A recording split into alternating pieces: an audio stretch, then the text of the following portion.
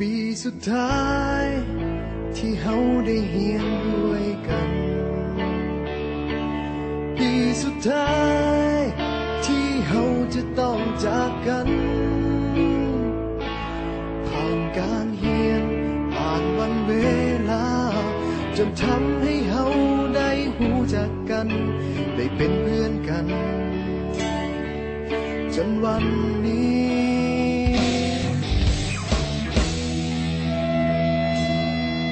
มาถึงม.7 ปีนี้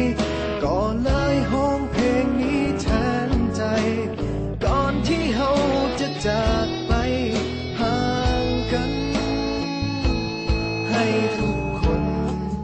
จดจำในใจฝากเพลงนี้ไว้ให้คิดถึงกัน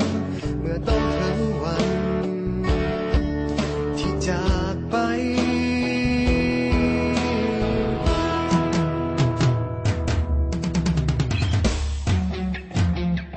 ก็เลยเขียนเพลงนี้ขึ้นมาให้ทุกคนหูไว้ออกมาจากหัวใจของเพื่อนคนนี้ถึงจะอยู่